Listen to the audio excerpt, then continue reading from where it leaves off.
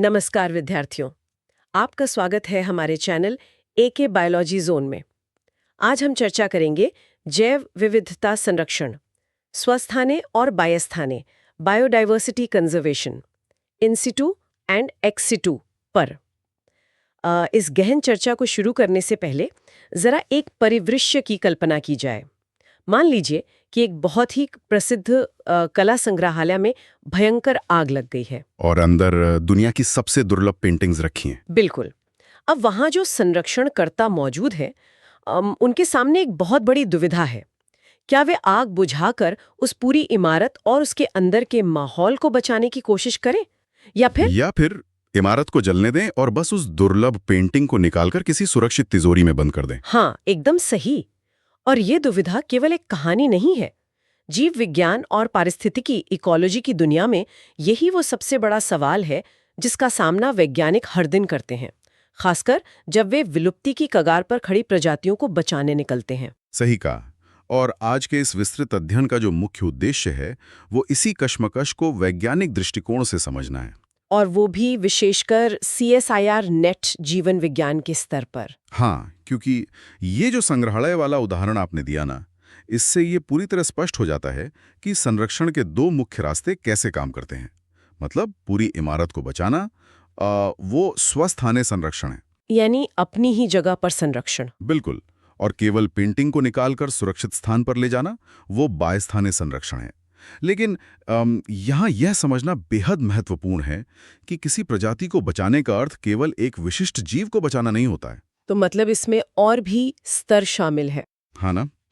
संरक्षण जीव विज्ञान कंजर्वेशन बायोलॉजी में ये प्रक्रिया मुख्य रूप से 3 अलग-अलग लेकिन आपस में जुड़े हुए स्तरों पर काम करती है। पहला है आनुवंशिक विविधता, जेनेटिक डाइवर्सिटी। दूसरा प्रजाति विविधता, स्पीशीज डाइवर्सिटी। और तीसरा पारिस्थितिक तंत्र विविधता, इकोसिस्टम डाइवर्सिटी। जब इन 3 स्तरों की बात होती है ना, तो मुझे लगता है कि पृथ्वी का पूरा पारिस्थितिक तंत्र एक बेहद जटिल घड़ी के तंत्र जैसा है। एक बहुत ही सटीक तुलना है ये। है ना? मतलब इस विशाल घड़ी में आनुवंशिकी, अलग-अलग प्रजातियां और पूरा जो प्राकृतिक आवास है, ये सब अलग-अलग गियर्स की तरह हैं।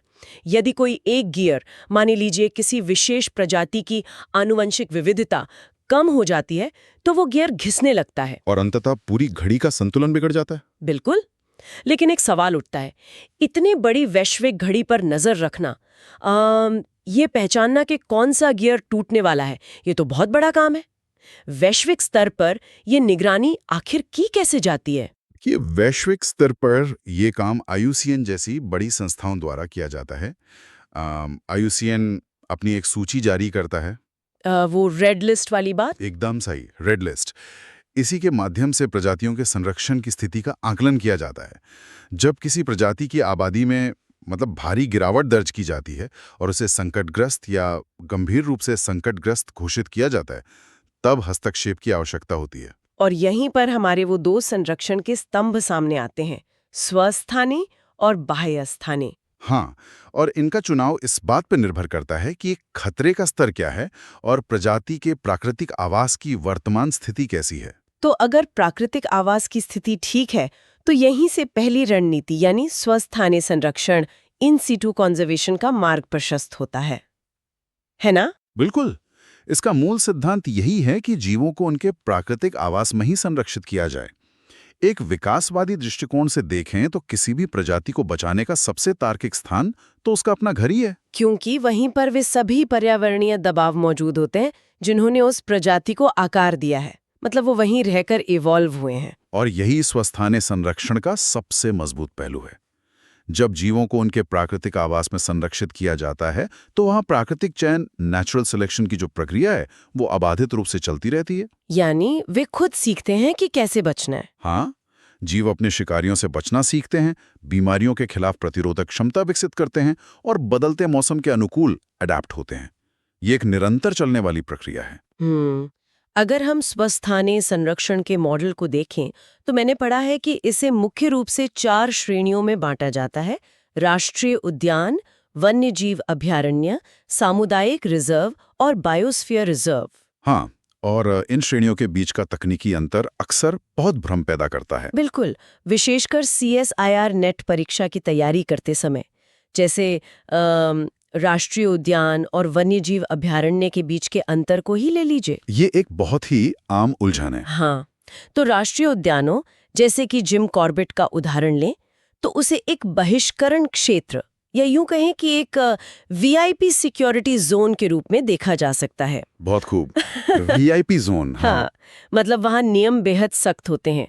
किसी भी प्रकार की मानवीय गतिविधि जैसे कि चराई या लकड़ी काटना वहाँ पूरी तरह से प्रतिबंधित होती है। कोई बाहरी व्यक्ति दखल नहीं दे सकता। ये वन्य जीवों के लिए एक उच्च सुरक्षा वाला क्षेत्र है। बिल्कुल सटीक परिभाषा है। इसके विपरीत जो वन्यजीव अभयारण्य होते हैं वे प्रजाति विशिष्ट होते हैं और वहाँ नियम थोड़े लचीले होते हैं। लचीले मतलब वहाँ लोग जा सकते हैं। हाँ, वहाँ स्थानीय समुदायों को कुछ सीमित गतिविधियों की अनुमति होती है, जैसे कि वनोपज इकट्ठा करना, बशर्ते इससे संरक्षित प्रजातियों को कोई नुकसान न पहुंचे। तो इसे हम एक तरह की गेटेड कम्युनिटी कह सकते हैं, जहाँ प्रकृति और इंसान एक सीमा तक सह अस्तित्व में रहते हैं। एकदम सही। लेकिन परीक्षा के दृष्टिकोण से बात करें तो सबसे महत्वपूर्ण ढांचा बायोस्फीयर रिजर्व का है, जो यूनेस्को के मैन एंड बायोस्फीयर प्रोग्राम के अंतर्गत आता है। इसकी जो जोनिंग प्रणाली है ना, उसे समझना बहुत जरूरी है। अरे हाँ, बायोस्फीयर रिजर्व की वो त्रिस्तरीय जोनिंग प्रणाली काफी दिलचस्प है। इसमें सबसे अंदर एक कोर क्षेत्र होता है, फिर उसके बाहर एक बफर जोन होता है और सबसे बाहर एक ट्रांजिशन जोन होता है। बिल्कुल। तो विशेषज्ञ जी, ये जो विभाजन है ये किस प्रकार काम करता है? देखिए, इस विभाजन का एक बहुत ही विशिष्ट पारिस्थितिक और सामाजिक उद्देश्य है। जो कोर क्षेत्र है वो पूरी तरह से मानव हस्तक्षेप से मुक्त होता है। वहां केवल प्राकृतिक प्रक्रियाएं चलती हैं। मतलब वहां कोई नहीं जा सकता। हाँ, और इसके ठीक बाहर जो बफर जोन है वहां सीमित वैज्ञानिक अनुसंधान, पर्यावरण शिक्षा और नियंत्रित पर्यटन की अनुमति होती है। तो बफर जोन एक तरह के शॉक एब्जॉर्बर का काम करता है कोर क्षेत्र के लिए। बिल्कुल सही शब्द इस्तेमाल किया आपने, शॉक एब्जॉर्बर। और सबसे बाहरी जो ट्रांजिशन जोन है वहां स्थानीय लोग रहते हैं। वे लोग स्थायी कृषि, सस्टेनेबल एग्रीकल्चर और संसाधनों के उपयोग के माध्यम से प्रकृति के साथ रहते हैं। ये मॉडल केवल जानवरों को नहीं बल्कि पूरे परिदृश्य, लैंडस्केप को बचाता है। ये तो बहुत ही शानदार व्यवस्था है। और इसके अतिरिक्त सामुदायिक रिजर्व भी तो होते हैं ना? हाँ, जैसे कि पवित्र उपवन, सैक्रेड ग्रोव्स, इन्हें सीधे तौर पर स्थानीय समुदायों द्वारा अपनी धार्मिक और सांस्कृतिक मान्यताओं के आधार पर संरक्षित किया जाता है। ये सब सुनकर तो ऐसा प्रतीत होता है कि स्वस्थानी संरक्षण ही सबसे आदर्श तरीका है। मतलब ये संपूर्ण खाद्य जाल, फूड वेब को संरक्षित करता है, ऊर्जा के प्रवाह को बनाए रखता है और एक साथ कई प्रजातियों की बड़ी आबादी को सुरक्षित रखता है। सुनने में तो ये एकदम परफेक्ट लगता है। लेकिन जब हम इसके व्यावहारिक पहलुओं का निष्पक्ष मूल्यांकन करते हैं तो कुछ गंभीर खामियां सामने आती हैं। मुझे लगता है सबसे बड़ी समस्या तो जमीन की ही है। आज के समय में इतने बड़े और अखंड प्राकृतिक क्षेत्रों को बनाए रखना लगभग असंभव होता जा रहा है। ये वर्तमान की एक बहुत बड़ी पारिस्थितिक चुनौती है। देखिए, बड़े संरक्षित क्षेत्रों के अभाव में आवास विखंडन होने लगता है। आवास विखंडन मतलब जब जंगल के बीच से कोई सड़क निकल जाए? हाँ, जब एक बड़ा जंगल किसी सड़क या निर्माण के कारण छोटे छोटे टुकड़ों में बढ़ जाता है तो वहाँ एज इफेक्ट पैदा होता है। अच्छा। जंगल के किनारों पर रहने वाली प्रजातियां तेज हवाओं, अधिक तापमान और बाहरी शिकारियों के प्रति बहुत अधिक संवेदनशील हो जाती हैं। इसके अलावा अवैध शिकार को पूरी तरह से रोकना भी लगभग असंभव है। बिल्कुल, विशाल क्षेत्रों की सुरक्षा करना वाकई एक दुस्वप्न जैसा है। एक तरह से देखा जाए तो हम जानवरों के लिए एक विशाल सुरक्षित क्षेत्र बनाते हैं, लेकिन चूंकि क्षेत्र इतना बड़ा है कि उसकी पूरी तरह बाड़बंदी नहीं की जा सकती, तो वह शिकारियों के लिए एक ओपन बफे बन जाता है। ओपन बफे, हाँ, ये कड़वा सच है। और इसके अतिरिक्त स्वस्थानी संरक्षण प्राकृतिक आपदाओं या बीमारियों के प्रति भी तो बेहद संवेदनशील है।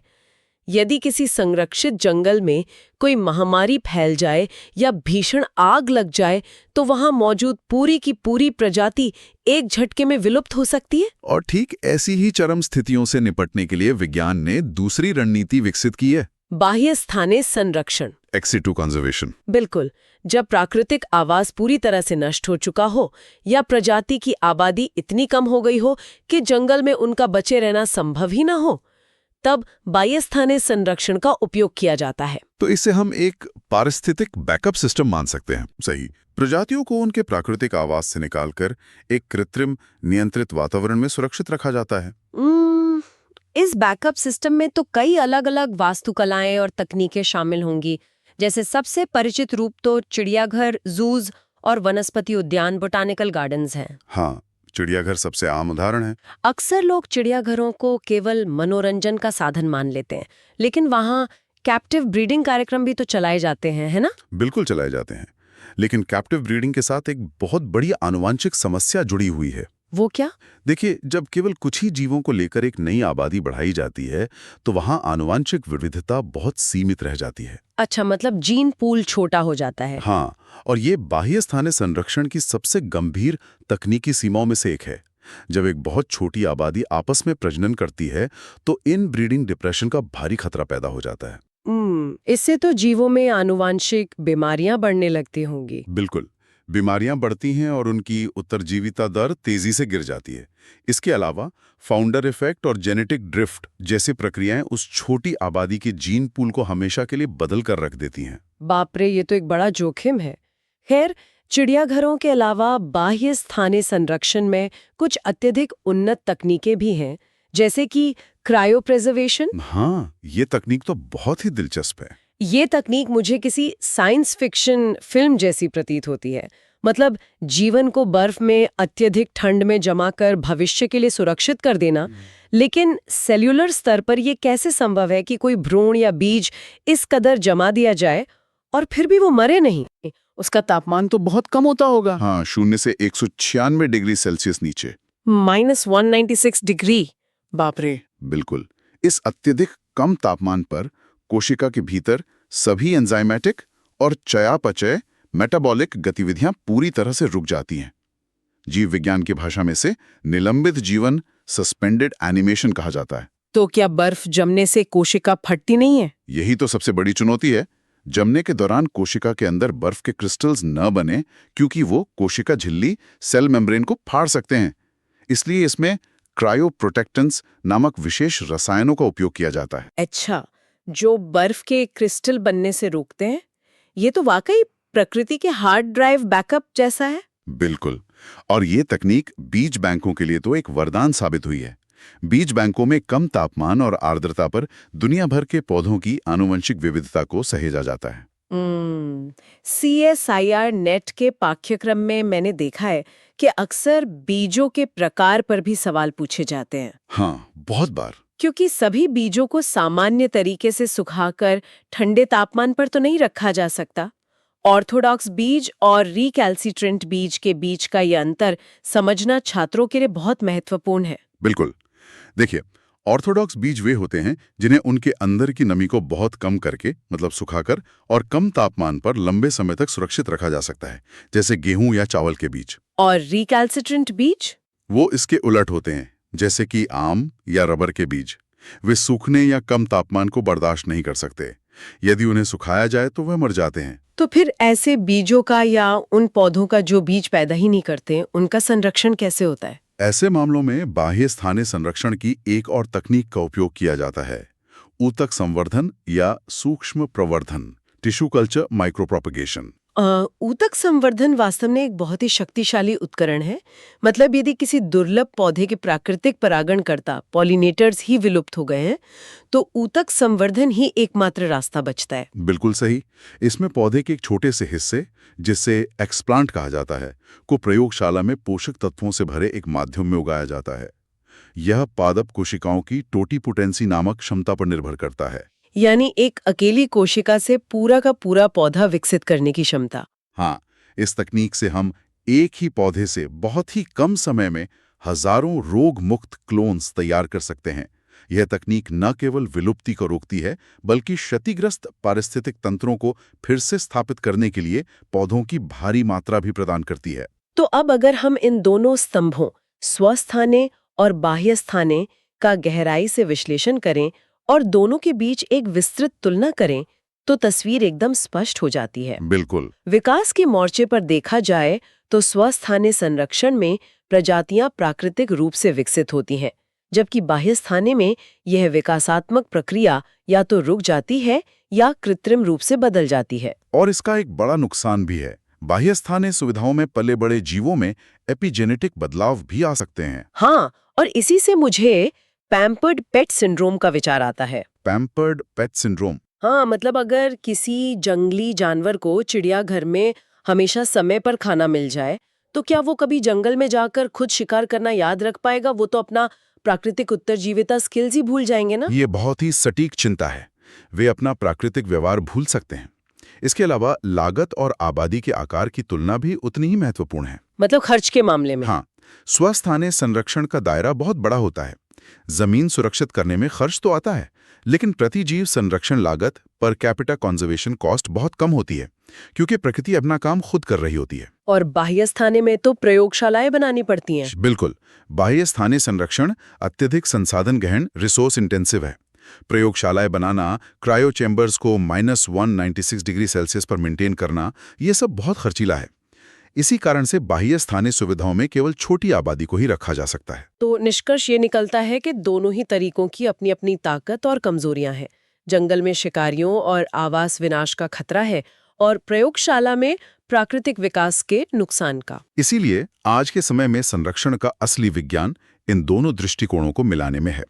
एक एकीकृत पारिस्थितिक हस्तक्षेप, इंटीग्रेटेड इकोलॉजिकल इंटरवेंशन। मतलब दोनों को अलग अलग देखने के बजाय एक चक्र के रूप में उपयोग करना। बिल्कुल। इसे बाइफरकेटेड सर्वाइवल स्ट्रैटेजी कहा जा सकता है।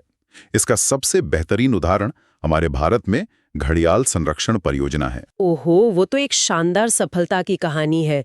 एक तरह से ये लैब के विज्ञान और जंगल की प्रकृति का सुपर हीरो टीम अप है। एकदम सही कहा। जब नदियों में घड़ियालों की आबादी खतरनाक रूप से कम हो गई, तो वैज्ञानिकों ने केवल स्वस्थाने पर निर्भर रहना उचित नहीं समझा। उन्होंने हेड स्टार्टिंग नामक एक कार्यक्रम शुरू किया। मतलब वन्यजीव जीव विज्ञानियों ने प्राकृतिक आवास से अंडों को एकत्र किया, जहां उनके नष्ट होने की संभावना सबसे अधिक थी। हाँ, और फिर उन्हें बहिस्थानीय सुविधाओं में, यानी सुरक्षित ऊष्मायन केंद्रों में रखा। और जब अंडों से बच्चे निकले और वे इतने बड़े हो गए कि उन्हें शिकारियों से कम खतरा हो, तब उन्हें वापस उनके प्राकृतिक आवास यानी नदियों में छोड़ दिया गया। ये तरीका सबसे नाजुक जीवन चरण के दौरान बाह्यस्थानीय संरक्षण की उच्च उत्तरजीविता दर यानी हाई सर्वाइवरशिप का लाभ उठाता है, और साथ ही उसी दौरान नदियों को साफ करने जैसे स्वस्थानीय सुधार भी किए गए। क्या बात है। अब अगर हम CSIR नेट परीक्षा के दृष्टिकोण से बात करें, तो पारिस्थितिकी और पर्यावरण यूनिट 10 में अक्सर ऐसे ही वैचारिक स्पष्टता वाले प्रश्न पूछे जाते हैं। हाँ, परीक्षा में संरक्षित क्षेत्रों और संरक्षण तकनीकों के वर्गीकरण से संबंधित मिलान करने वाले मैच द फॉलोइंग प्रश्न बहुत आम हैं। तो विद्यार्थियों को ये बिल्कुल स्पष्ट होना चाहिए